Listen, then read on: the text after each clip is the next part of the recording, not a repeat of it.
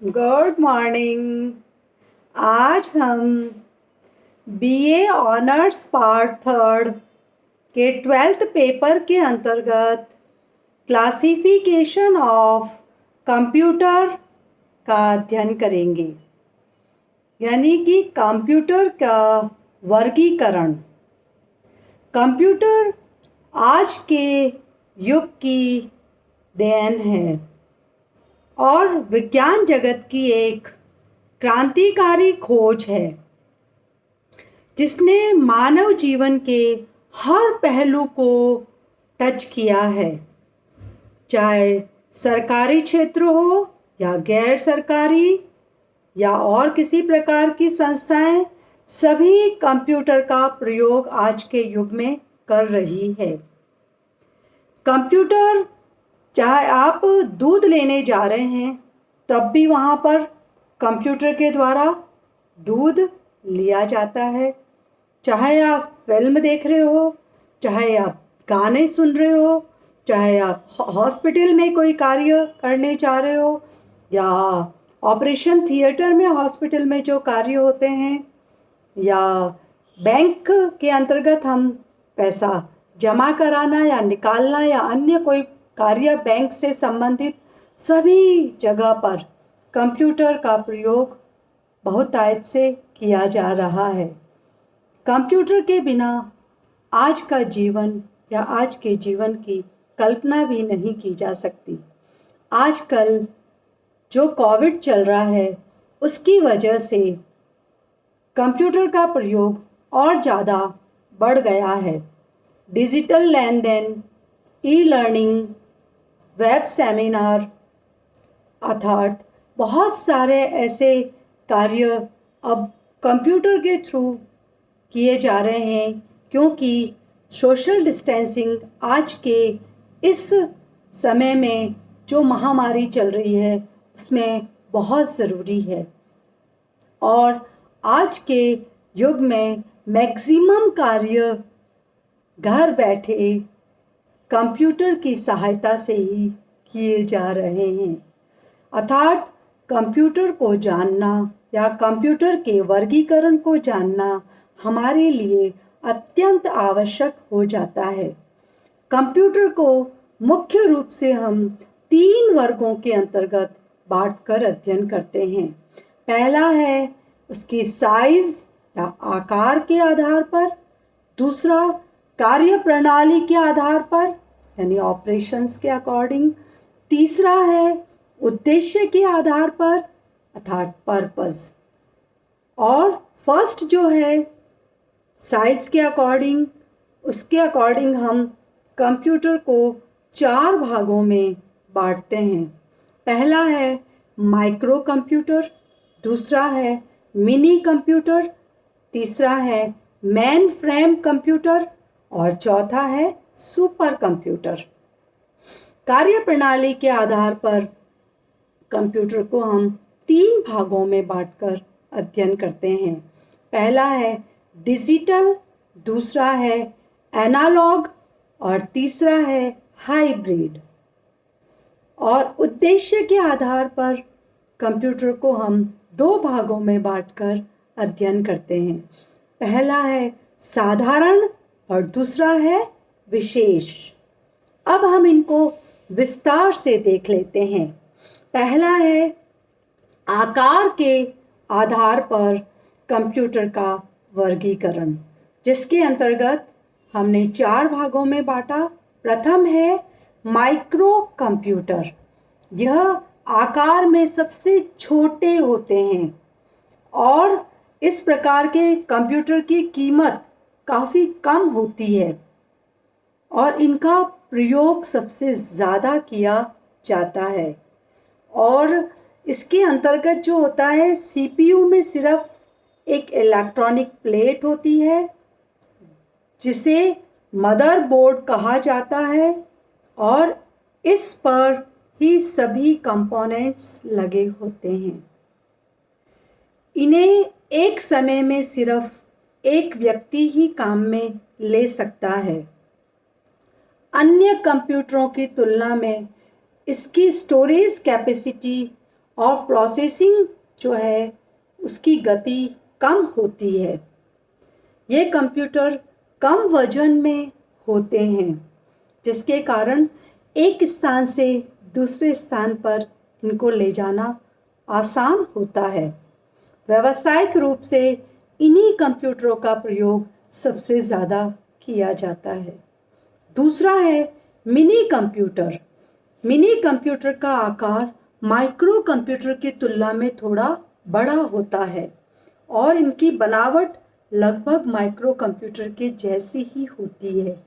इनकी स्टोरेज और processing capacity जो होती है वह जो माइक्रो कंप्यूटर है उसकी तुलना में थोड़ी अधिक होती है और इन कंप्यूटर में सीपीयू से एक से अधिक टर्मिनलों को जोड़ा जा सकता है और इस प्रकार के जो कंप्यूटर होते हैं ये मिनी कंप्यूटर विभिन्न टर्मिनलों पर जो टर्मिनल होते हैं उन पर व्यक्ति अलग अलग कार्य कर सकता है।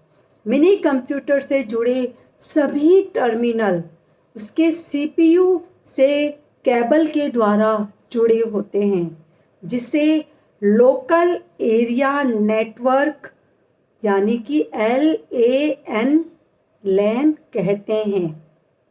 फिर नेक्स्ट आता है मैन फ्रेम कंप्यूटर। यह जो होते हैं माइक्रो तथा मिनी कंप्यूटर से आकार में बड़े होते हैं और साथ ही साथ इनकी जो बनावट होती है या इनकी जो संरचना होती है वह भी काफ़ी जटिल होती है और प्रत्येक कार्य के लिए एक अलग इकाई होने के कारण जो इनकी स्टोरेज और प्रोसेसिंग की गति होती है वह अधिक होती है। मैन फ्रेम कंप्यूटर मुख्य रूप से नेटवर्किंग के लिए प्रयोग में लाए जाते हैं। मिनी कंप्यूटर की तुलना में इससे काफ़ी अधिक संख्या में टर्मिनल को जोड़ा जा सकता है और अलग अलग कार्य किए जा सकते हैं। मैन फ्रेम कंप्यूटर से जुड़े सभी टर्मिनल इसके सीपीयू से कितनी भी दूरी पर हो सकते हैं। इस तरह की संरचना को हम वाइड एरिया नेटवर्क WAN कहते हैं। फिर आते हैं सुपर कंप्यूटर। सुपर कंप्यूटर आकार में बड़े और अधिक शक्तिशाली होते हैं। इनकी स्टोरेज कैपेसिटी और प्रोसेसिंग की गति अधिक होती है और इनकी कीमत काफ़ी अधिक होती है। सुपर कंप्यूटर में निर्णय लेने की क्षमता होती है।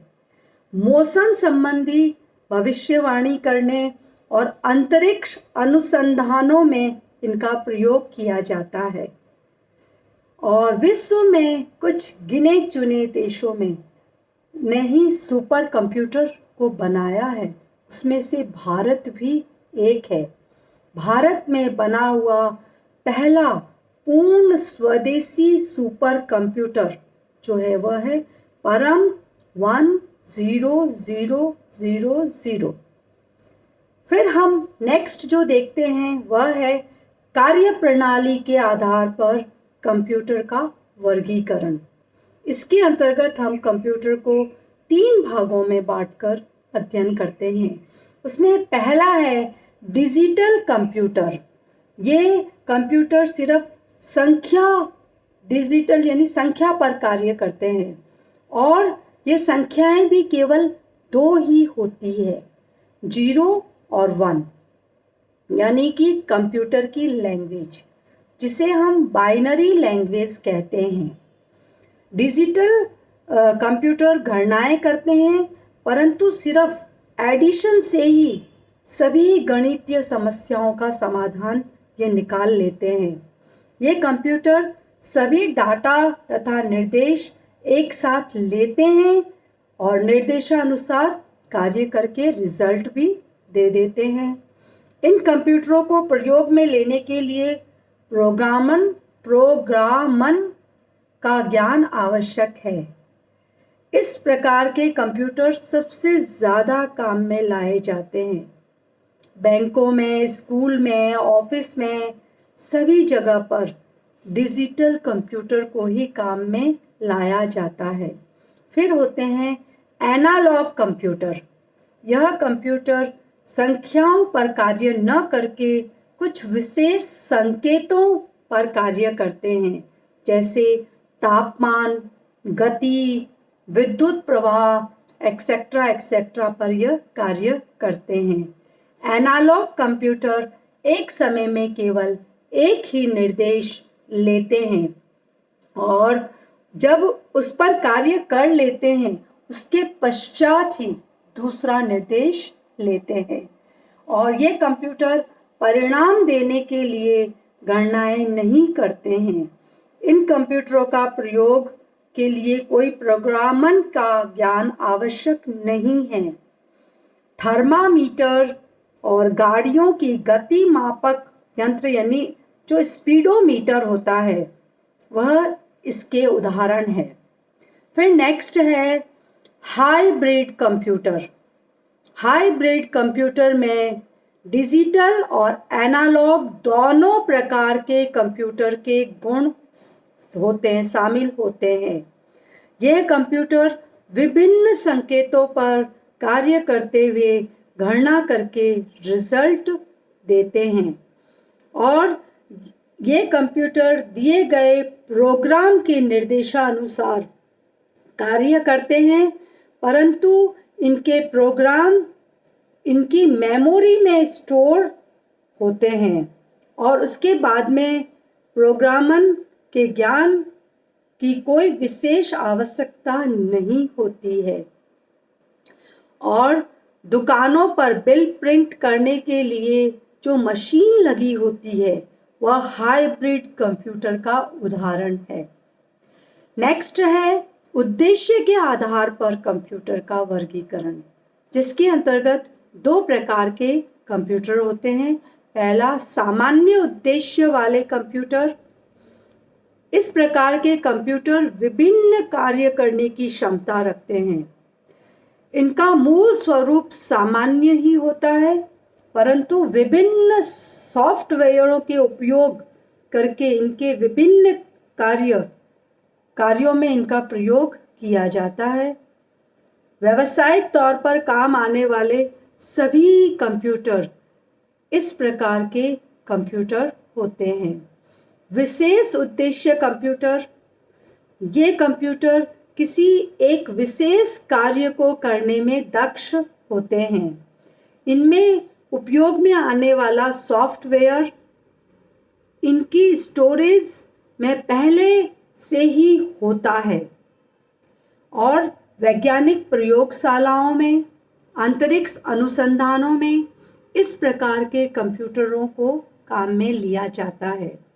अर्थात आज हमने कंप्यूटर के वर्गीकरण के अंतर्गत 3 आधारों पर आकार, कार्यप्रणाली और उद्देश्य के आधार पर कंप्यूटरों के वर्गीकरण को देखा है।